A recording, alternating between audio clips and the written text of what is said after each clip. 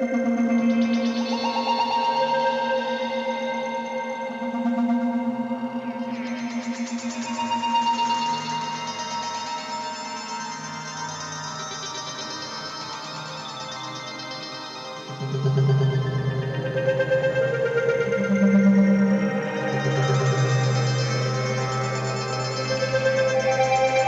warfare had turned into a grim stalemate of barbed wire and blood, the Renault FT emerged, not just as a tank, but as a symbol of innovation that changed the face of armored warfare forever.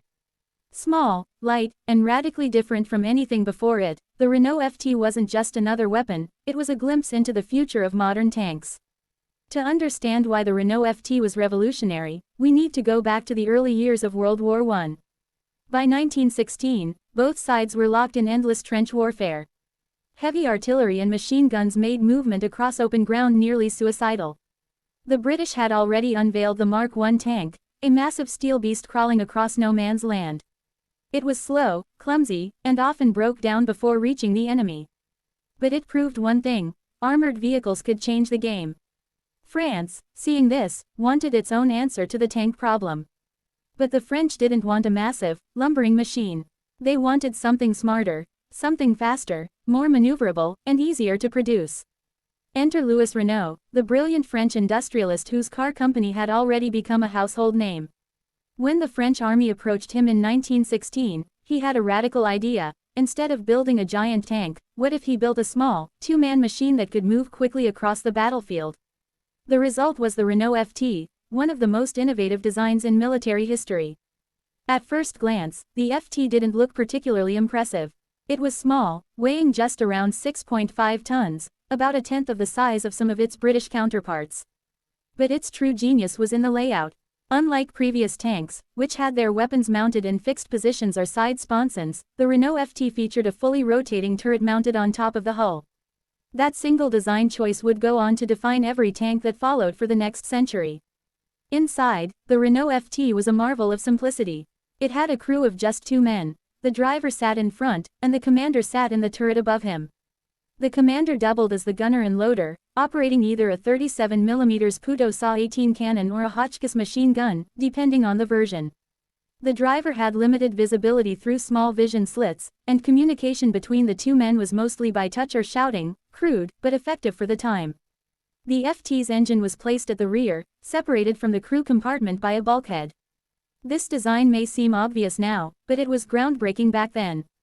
Earlier tanks had engines placed in awkward positions that filled the crew compartments with heat, fumes, and noise.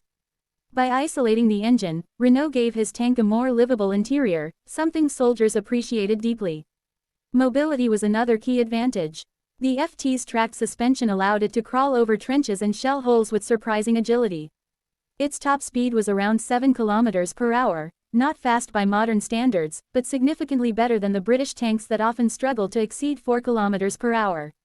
Its light weight also meant it could be transported by truck or rail far more easily than heavier machines, allowing the French to deploy it wherever it was needed most.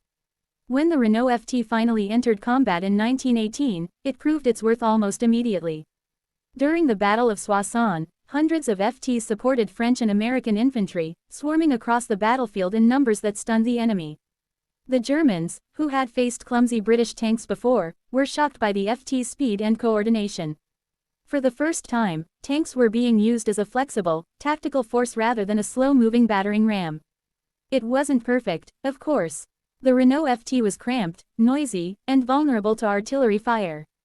Its thin armor, just 16 mm at most, could only stop small arms and shrapnel. The commander's workload was punishing, having to aim, load, and fire while also keeping situational awareness. But despite its flaws, it was a game changer. By the end of the war, France had produced over 3,000 Renault FTs, and the design was quickly adopted or copied by other nations. The United States produced its own version, the M1917, while Italy built the Fiat 3000. Even the Soviets drew inspiration from the FT when designing their early tanks in the 1920s. It's no exaggeration to say that every modern tank, from the Sherman to the Leopard, from the T-34 to the Abrams, owes something to the Renault FT's layout. One of the most interesting aspects of the FT's story is how it reflected a shift in military thinking. Before the fort, tanks were seen as massive mechanical fortresses. But after its success, the idea of fast, coordinated armored warfare began to take hold. The FT wasn't designed to smash through enemy lines by brute force, it was designed to work with infantry, to exploit weaknesses, to maneuver and outthink the enemy. It was, in many ways, the first tank to embody the principles of modern mechanized warfare. The post-war years saw the Renault FT become a symbol of French ingenuity. It served in dozens of armies across the world: Poland, Japan, Finland, Brazil, and even China. Many nations that couldn't afford large tank programs started their armored forces with Renault FTs. During the interwar period, it was still considered a capable machine, especially for colonial operations or training. When World War II broke out in 1939, some Renault FTs were still in service, astonishing for a design over 20 years old. By then, of course, they were completely obsolete against German panzer divisions. Many were used for airfield defense or police duties, and a few even fought during the German invasion of France in 1940. Some were captured by the Germans and repurposed for security roles. Despite their age, the fact that they were still in use speaks volumes about the reliability and simplicity of the design. But beyond its battlefield record, the Renault FT's legacy lies in its influence. Its layout, driver in the front, turret in the middle, engine in the rear, became the universal standard. Its turret design inspired everything from light reconnaissance vehicles to heavy tanks. Even today, the basic principles of the FT's architecture can be seen in every main battle tank around the world. It also marked a turning point in French industrial power. Renault's success with the FT cemented France as one of the pioneers of armored warfare. The country would go on to produce several influential designs between the wars, including the Renault R35 and the SOMUAS 35, both of which carried the FT's DNA. The FT was more than a machine, it was a philosophy. It represented mobility, practicality, and innovation in a war that had seemed dominated by stagnation and slaughter. While the massive tanks of the British Army tried to bulldoze their way through the front lines, the Renault FT showed that agility and smart design could be just as powerful as brute strength. Today, surviving Renault FTs can be found in museums across the world, often restored to working condition. Seeing one up close, you might be surprised by how small it is, barely taller than a man, shorter than most cars. And yet, within that compact shell lies the foundation of modern armored warfare. It's remarkable to think that such a small machine changed so much. The Renault FT turned the tank from an experimental oddity into a cornerstone of military doctrine. It taught armies that flexibility and mass production mattered more than sheer size. And in doing so, it helped usher in a new era, one where machines and men moved together across the battlefield in coordinated, mechanized force. From the trenches of 1918 to the battlefields that followed, the Renault FT's spirit lived on. It wasn't the biggest tank, or the strongest, or even the fastest. But it was the smartest. And sometimes, in the chaos of war, that's all it takes to change history. The Renault FT stands as a reminder that innovation doesn't always come from making things bigger or more powerful. Sometimes, it comes from seeing the problem differently, from daring to reinvent the rules.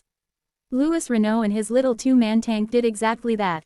They didn't just build a weapon, they built the blueprint for every tank that came after.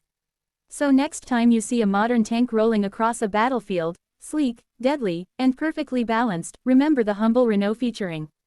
Because more than a century ago, in the mud and fire of the First World War, it showed the world what the future of warfare would look like.